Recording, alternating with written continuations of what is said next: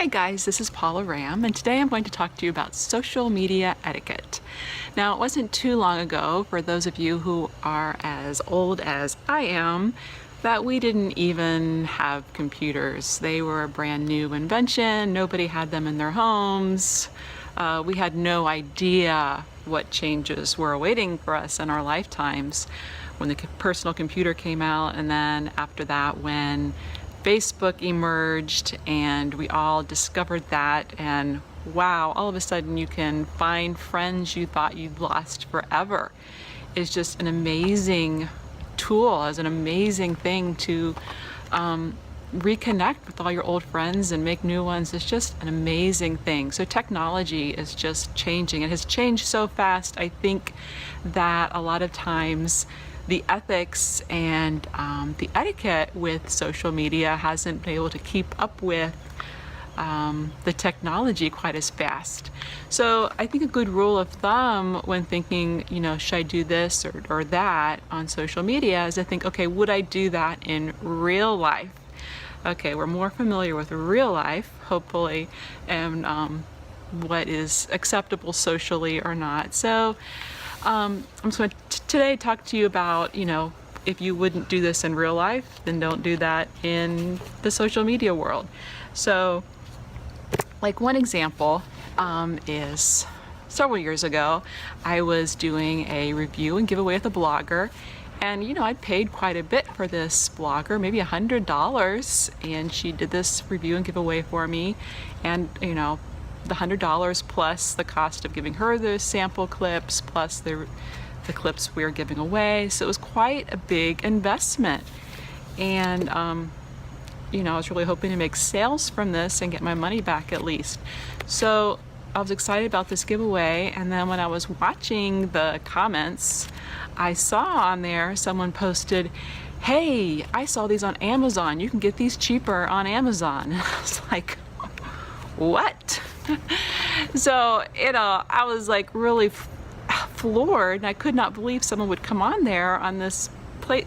I'd paid for this, I'd invested quite a bit of money in this, and that someone had the gall to come on and say, "Hey guys, come over to Amazon where you can buy these cheaper."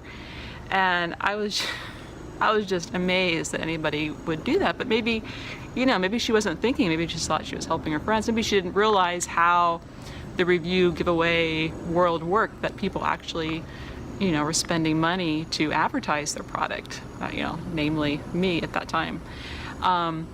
Another time, I think a blogger had posted the review and giveaway I did for her on Facebook. And of course, I get this comment from somebody, "Hey, my sister sells these." And then of course she posts her link to her replicated website.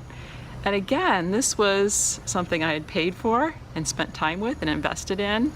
And here was somebody directing all that traffic to her sister's link.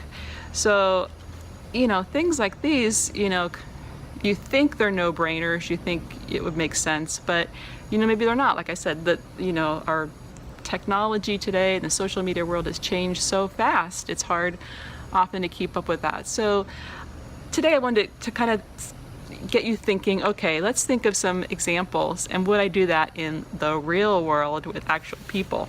So, okay, imagine this scenario. Okay, you are selling, let's say you are selling a unique salad spinner at a show or craft show or farmer's market or something, and this is, maybe you invented this unique salad spinner and you have a booth there, you are selling these, you paid a couple $100s for this booth, and this is your livelihood, this is your business.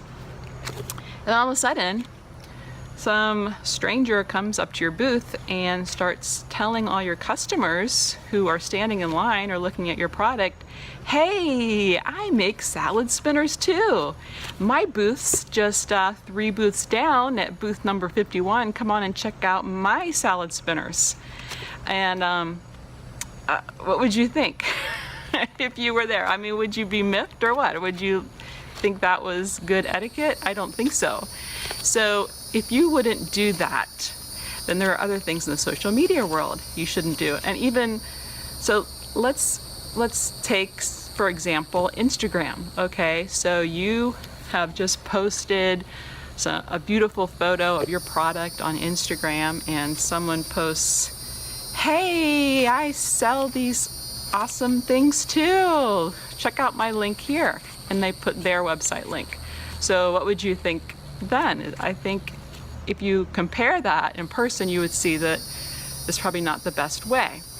But you may say, okay, that's obvious. I would never do that. Of course, I wouldn't do that to another person in my company. That's pretty rude. But what if you didn't know? What if you didn't know that they were in your company? Maybe they were just selling a similar or related product. So let's use the salad spinner example again. Okay, you're at your booth selling your salad spinners. Oh no, scratch that.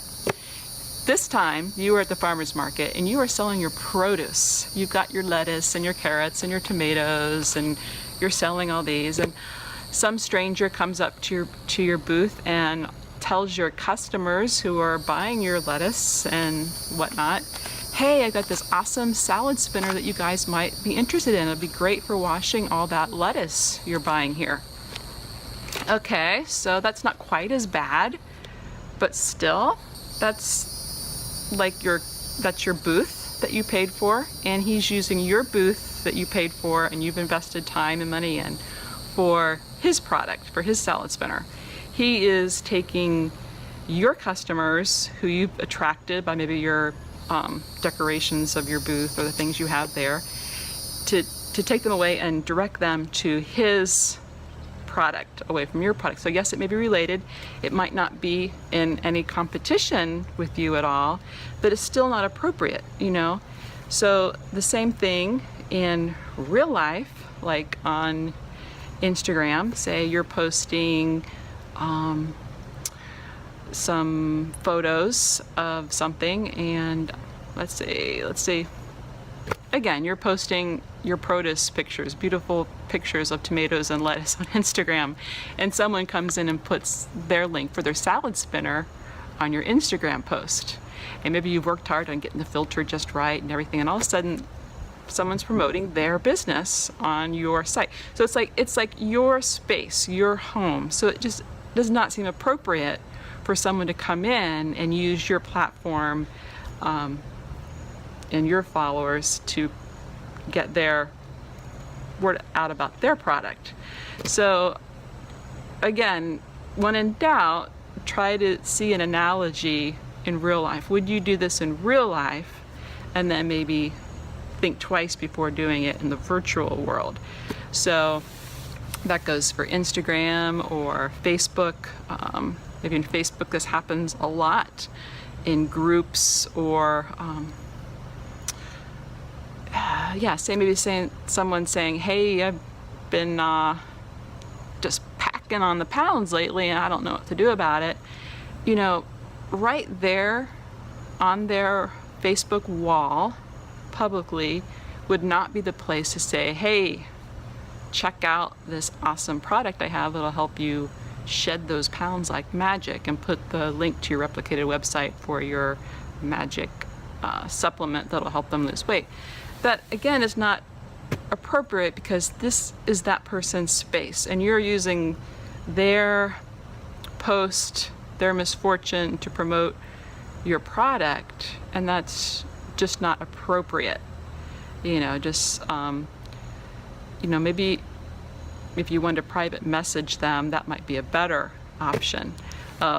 So that gets us to what not to do. Would you do that? If you would not do that in real life, then don't do that in the social media world. Okay, what do you do? Okay, you want to get the word out about your product somehow. You have this awesome product, you want to get the word out about it. What do you do? Okay, so let's get back to the example. If someone has the same product as yours, then never direct their customers or their followers to your product instead. I can't ever think of a good reason why you would do that, and I don't think anybody watching this would do that. But what if someone has a similar product, or say on Instagram they're posting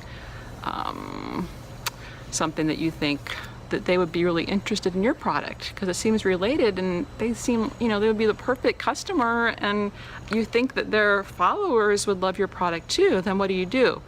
Well, don't post your replicated website link on their post. That's their space. That's the place where you can like what they post or comment on how awesome you think their post is or beautiful their post is, but that's not the place to promote your own product. So what do you do instead? Well, private message them, whether you're on Facebook or Instagram or whatever social media platform you're on. The best way is, private message them. On Instagram, it's called direct message, DM, and say, hey, you want to collaborate? I would love to send you a sample of our product for a shout out. Try it out, and if you like it, tell your followers about it and give me a shout out. That would be great if we could collaborate. And tons of people on Instagram would love to collaborate with you, and they might say so right in the description on their profile, that they're like, hey, would love to collaborate. Well, right there's your invitation. Contact them. But even better yet is if you've already established a relationship with them. Have you already liked their posts? Have you already commented on their posts so that they recognize your name, that you're not just some stranger going out there and private messaging all kinds of people and just hoping someone will respond back? So, you want to develop a relationship with that person. Okay, so those are some ideas for Facebook or Instagram on how to share about your product the right way rather than the wrong way.